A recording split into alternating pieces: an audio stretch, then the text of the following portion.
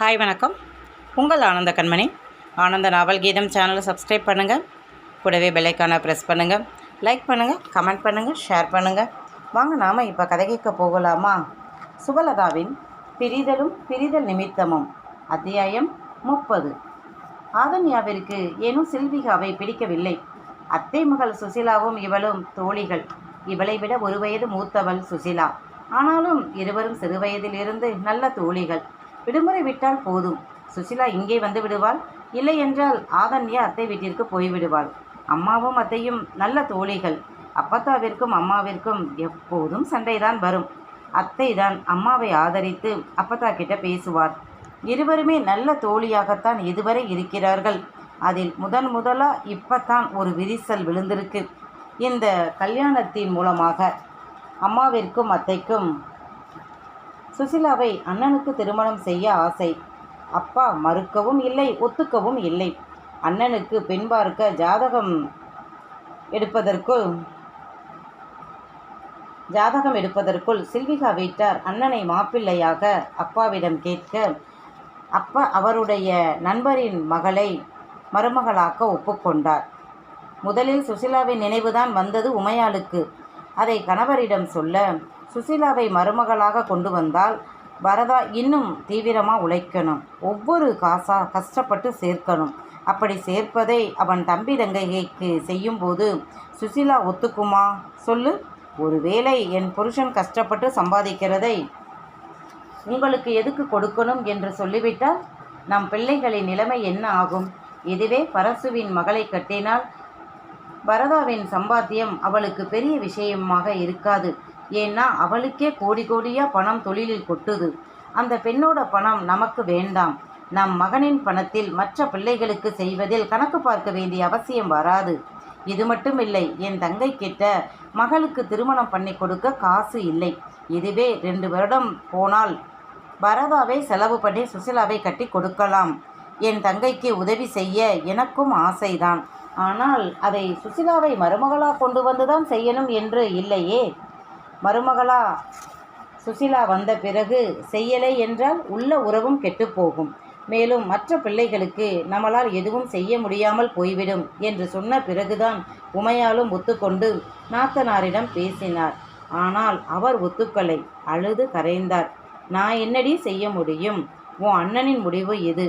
பரதாவும் ஒத்துக்கொண்ட பிறகு என்னால் என்ன செய்ய முடியும் சொல்லு என்று சொல்லி நாத்தனாரை சமாதானப்படுத்தினார்.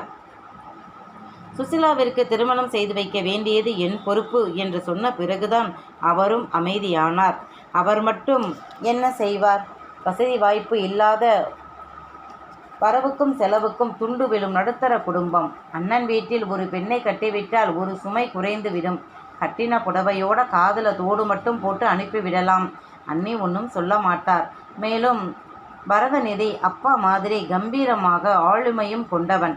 அதைவிட முக்கியமாக தனியாக தொழில் தொடங்கி நடத்தி வருகிறான். என் மகள் அங்கே போனால் அன்னைக்கு பிறகு என் மகள் கைதான் ஓங்கும்.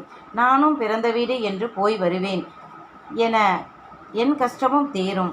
பரதாவை விடக்கூடாது என்றுதான் அன்னையிடம் அடிக்கடி திருமண விஷயத்தை ஞாபகப்படுத்தி கொண்டேதான் இருந்தார். ஏன் அண்ணனிடமும் கூட ஒரு தடவை சொல்லி இருக்கார். பவளம் எப்போதும் ஒரே மாதிரி. பரதாவிற்கு திருமணம் பேசும்போது அதை பற்றி யோசிக்கலாம் என்று பட்டும் படாமல் தான் பேசுவார். தங்கை மகளை கட்ட அவருக்கு இஷ்டம் இல்லை. ஏனென்றால் மகன் சிறுவயதிலிருந்து குடும்பம் என்று கஷ்டப்பட்டு இருக்கிறான். படிக்கும் காலத்தில் கூட நல்ல துணிமணி போட்டது இல்லை. நண்பர்களுடன் வெளியே போக யோசிப்பான். போனால் தேவையில்லாத செலவு 200-300 வரும். அந்த காசு இருந்தால் வீட்டிற்கு ஒரு வார காய்கறி செலவு ஆகும் என்றுதான் குடும்ப பொறுப்பு உணர்ந்து நடந்து கொள்வான். மேன்மதியும் அப்படித்தான். படித்து முடித்துவிட்டு வேலைக்கு சென்றாலும் சம்பாத்தியத்தை அம்மாவிடம் கொடுத்துவிட்டு பஸ்ஸு காசு மட்டும்தான் வாங்கி போவாள். ஓட்டி கிடைத்து பணம் வந்தால் கூட தம்பி தங்கைக்கு தான் ஏதாவது வாங்கி கொடுப்பாள். அப்படி சிக்கனமாக இருந்ததால் தான் ஓரளவு காசு சேர்க்க முடிந்தது. அதை மகன் தொழில் தொடங்கும் போது கொடுத்தார்கள். அவன் அதை வட்டியும் முதலுமாக அவர்களிடமே கொடுத்தான். அதே மாதிரி வீடு கட்ட இடம் வாங்கியதும் அவன்தான், வீடு கட்டியதும் அவன்தான். அப்பாவின் பணத்தை அப்படியே பெருக்கி மேன்மதியின் திருமணத்திற்கு கொடுத்தான். அவனும் நிறைய செலவு செய்தான். என்ன செய்தாலும் யாருக்கு செய்தாலும் அளந்துதான் செய்வான். பேச்சும் அப்படித்தான் இருக்கும். இரவு உணவு நடந்தது. தன்மிதாவிற்கு சாப்பாடு ஊற்றினாள் சில்விகா. தன்மிதா வீடு முழுவதும் ஓடினாள். குட்டிமா ஓடாதே, தித்தி சேலை கட்டியிருக்கேன், விழுந்துருவேன் என்று கெஞ்சி கொஞ்சி ஒரு வழியாக அவள் சாப்பிட்டு முடித்ததும் சில்விகா சாப்பிட்டாள். அப்போது அவள் அப்பா பரசுகன் வரவும் நான் வரலை என்று தன்மிதா ஓடிப்போய் சில்வியிடம் ஒளிந்து கொண்டு எட்டி பார்க்க, டேடி தன்னு என் கூடவே இருக்கட்டும் என்று சொல்ல, உமையாள் மகனை பார்க்க அவனோ தனக்கும் இதற்கும் எந்த சம்பந்தமும் இல்லை என்பது போல் இருந்தான். புதுசாக கல்யாணமான ஜோடி மறுநாளே எப்படி இப்படி சொல்ல முடியும்? இவள் புரியாமல் சொல்லி இருந்தா கூட மகனிடம் கோபமோ பதட்டமோ வரணுமே என்று பார்க்க அங்கே எதுவுமே இல்லை. என்னடா இது என்று புரியாமல் அவர்தான் குழம்பி போய் இருந்தார். வேண்டாம்டா பாப்பா, இப்பவே தன்னு உன்னை விட்டு பழகணும், அப்பத்தான் சென்னையிலும் இருப்பாள் என்றார் பரசுகன். தாத்தா நான் வரல, தித்தி கூட இருக்கே என்று மீண்டும் சொல்ல, வாடா குட்டிமா, பாட்டி உன்னை தேடுறாங்க என்றதும் தன்மிதா சில்வியிடம் திரும்பி, தித்தி வா நம்ம வீட்டுக்கு போவோம், நீ இங்கே ஏன் வந்த, நம்ம வீட்டுக்கு போவோம் என்றார். ஒரு வழியாக சில்வி அவளை அது இது என்று பேசி சமாதானப்படுத்தி, நான் வேறு காரில் வர்றேன் என்று அந்த காரில் ஏறுவது போல் காட்டி ஒரு வழியாக அனுப்பி வைத்தாள். பாவம் பேத்தி, உன்னை மாதிரித்தான் இருக்கு, நீயும் சின்ன பிள்ளையாய் இப்படித்தான் இருப்பாய் என்றார் பவளம். ஆமாம் அம்மா, அம்மா அப்பா தாத்தா எல்லாரும் ரொம்ப பிஸியாக இருந்ததால் பாட்டியும் தூவியும் மட்டும்தான் என் கூட இருப்பாங்க.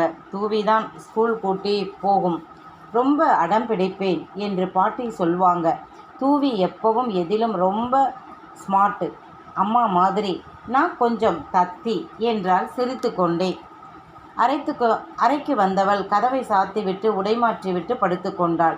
வெளியே உமையாள் வரதாவிடம், தம்பி நாளைக்கு குலதெய்வ கோவிலுக்கு பொங்கல் வைக்க போகணும், நம்ம பங்காளி வீட்டில் 10 பேர் வருவாங்க, அப்பா மினி பஸ் ஏற்பாடு பண்ணியிருக்காங்க, நாமளும் அதிலேயே போய்விடலாம், உன் பொண்டாட்டியை காலையில் சீக்கிரம் எழுப்பிவிடு என்றார். அவன் பதில் பேசாமல் அறைக்குள் வந்தான். உமையாள் சொன்னது செல்விகாவிற்கும் கேட்டது. அவள் வீட்டிலும் இந்த மாதிரி காலை நேர பயணம் என்றால் இவளை நினைத்துத்தான் பயப்படுவார்கள். இரவு எவ்வளவு நேரம் என்றாலும் விழிப்பாள், ஆனால் காலை நேர தூக்கத்தை மட்டும் விடமாட்டாள். தன்மிதா சிறு குழந்தையாக இருந்தபோது கூட தூவியை நீ சீக்கிரம் தூங்கப்போ என்று சொல்லிவிட்டு 1 மணி வரை இவள் விழித்துவிட்டு காலை 9 மணிக்கு தடி போட்டு எழுப்பித்தான் கல்லூரிக்கு போவாள். பல முறை பாட்டி திட்டுவார். நாளைக்கு கட்டி போகிற வீட்டில் என்ன பிள்ளை வளர்த்துருக்காங்க என்று எங்களைத்தான் கேலி செய்வாங்க என்பார். இதோ மாமியார் என்னைத்தான் முதலில் சொல்கிறாங்க, நம்ம வரலாறு அப்படி என்று செல்வி தனக்குத்தானே சொல்லி கொண்டாள்.